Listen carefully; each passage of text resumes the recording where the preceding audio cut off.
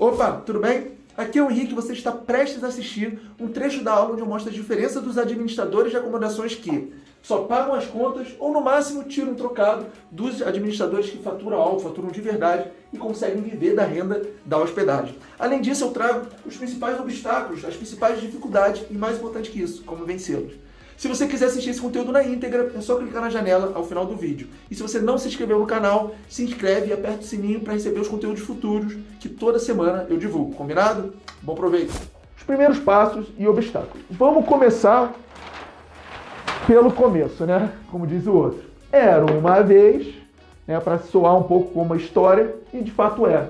Via de regra, principalmente o aluguel de temporada, o começo é por acaso. Acaso. Como assim, Henrique, por acaso? Quando você começa com um aluguel de temporada, por exemplo, normalmente é uma acomodação de alguém da sua família, de algum amigo próximo, de um conhecido, de um vizinho, de alguém com uma relação próxima da sua. É um negócio que começa por acaso mesmo, meio que cai de paraquedas. Ninguém se planejou, ninguém programou, ninguém pensou que aquilo ia acontecer. Meio que a coisa cai na sua mão.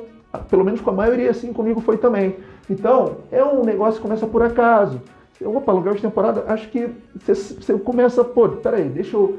Enfim, você começa, você cai de paraquedas. E quando isso acontece, é natural, é normal ter muita dúvida. Você não sabe como fazer, como precifica, aonde anuncia, como anuncia, quantas fotos põe, qual político estabelece, se está caro, se está barato. São tantas coisas, são tantas dúvidas que beleza. Você não precisa e nem deve parar por isso. Mas é natural, até pela forma que o negócio chega até você, ter muitas dúvidas. É natural. Então, o fato do começo ser por acaso, a gente já consegue entender que, ninguém começou, ninguém chegou nesse negócio preparado, ninguém chegou embasado, ninguém chegou com estudo. Então, assim, é natural. Se você tem muitas dúvidas, sabe que é normal, é regra, né, nesse negócio, né, essa situação, que também foi o que aconteceu comigo. Se foi também o que aconteceu com você, coloca aqui nos comentários para eu saber se foi ou não. E aí, beleza. Como começa por acaso, eu já vou pular para isso aqui, ó. Normalmente a acomodação é própria, como eu falei para você, própria, de alguém da sua família, algum parente próximo, ou de pessoas próximas. Por exemplo, um vizinho seu, fala para você que está com uma acomodação ali, não deu certo no aluguel convencional, ou às vezes ele quer usar acomodação. Isso acontece. É mais comum do que a gente imagina. Então, normalmente, começa por acaso, e você pega uma acomodação própria, ou de algum parente bem próximo seu, ou de pessoas próximas mesmo. Acontece, a oportunidade chega. E aí, quando você começa, você não sabe onde aquilo vai dar, você vai devagarinho. Então, você vai primeiro sentindo, você vai primeiro, né, dando um pouco de cada vez, mesmo sem saber se é o certo ou se é errado. E a precificação é o melhor exemplo que eu posso dar. Se coloca um preço, você dá uma olhada nos concorrentes, mas não tem ideia se é aquilo mesmo, mas vai assim mesmo, mas se não tiver reserva, tu abaixa. Eu sei como que é, todo mundo já passou por isso, tá? E aí, vamos lá, vamos botar outras características de quem começa nesse negócio. Normalmente, a renda que o aluguel dá é uma renda extra. Por quê? Você não sabe o futuro daquilo, você não sabe o potencial que tem.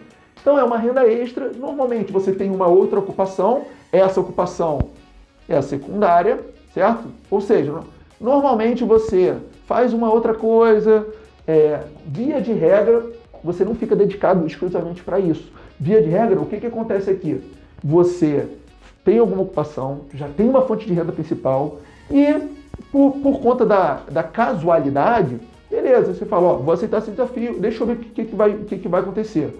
E aí, beleza, vira uma renda extra, não é sua ocupação primária, é sua ocupação secundária, então você não coloca tanto foco, tanta energia, tanto investimento, tanto de tempo quanto de dinheiro nisso, porque você está vendo o quê? Aonde vai dar. Que é até o que eu coloquei aqui, vamos ver o que vai dar. São raros os casos das pessoas que começam a alugar de temporada com tudo, estudando, meio de cabeça, só trabalhando com isso, procurando informação, investindo em conhecimento, investindo na mobília. São raros esses casos. Normalmente você começa, você pensa, será que dá certo? Não, mas os hóspedes vão detronar meu apartamento. Mas isso só tem demanda na alta temporada. Mas eu não sei quando tiver um problema com manutenção, quem eu vou chamar. São tantas coisas que você fala, não, deixa eu começar devagarinho, um passo de cada vez.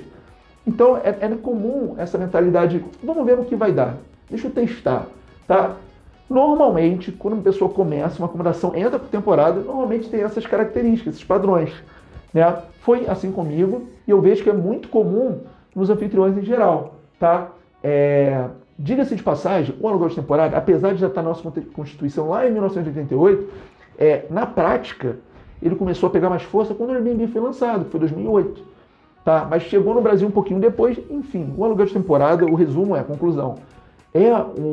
No ponto que está hoje, é uma atividade nova, não tem muita profissionalização, não tem muita referência, está crescendo agora. Então, tem muito espaço para crescer, E aí, muitos casos, diga-se de passagem, a maioria começou com essas características. Interessante, né? Então, se você foi um caso, coloca aqui nos comentários que eu quero saber se você foi uma exceção a essa regra ou se você está dentro da regra. Eu estou dentro da regra. Tudo isso aqui aconteceu comigo, tá bom?